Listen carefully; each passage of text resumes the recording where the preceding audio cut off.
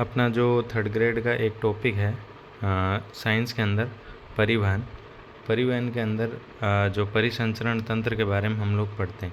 ठीक है, ये परिसंचरण तंत्र है, इसके बारे में अगर इसका जनक पूछ ले वह तो है विलियम हार्वे, ये याद रखना है।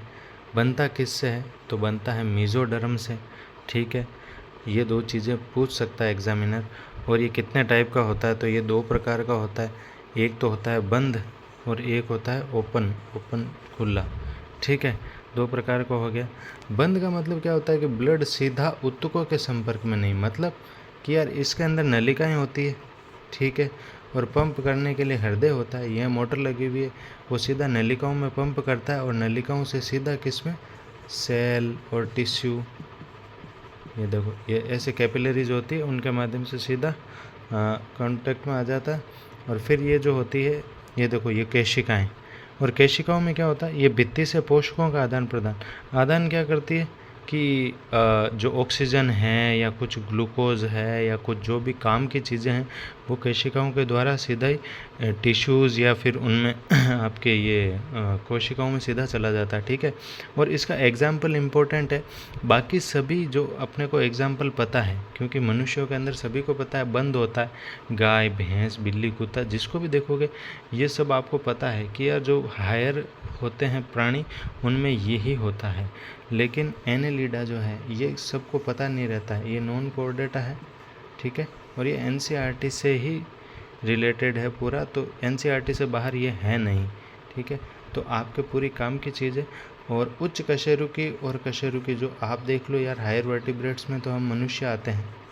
ठीक है, मनुष्य है, गाय है, भैंस है, ये सब जो भी है, कुत्ता है, ये सभी अपन मतलब उच्च कशेरुकी में आते हैं। और कशेरुकी जो भी होते हैं मतलब जो डेवलपिंग स्टेज में है उनमें भी यही पाया जाता है। दूसरा होता है जो ये ओपन है, खुले के अंदर क्या है कि वो आपने हार्ट होया करे। ठीक है, और वे धमनियाँ होया करे, भाई अटू पंप हो धमनिया का मायने, पर आगे जा रहे एक बड़ी सी कोटर एक बड़ी सी गुहा होया करे, गुफा बिग मायने जार पूरा ब्लड एक जगह स्टोर हो जाया करे। अब रास्ता के मायने और जब धमनियाँ जावे तो धमनिया के अंदर कहीं एक होया करे छेद बागा, तो इन छिद्रों की वजह से, इन छिद्रों को क्या बोलते हैं ये ध्यान रखना, ओस्टिया। ठीक है, ओस्टिया इनमें होती है जो ये धमनियाँ लेके जाती है उनमें। और ये हीमोसील एक ध्यान रख लेना, हीमोसील पूछ लेता है ये क्या होता है।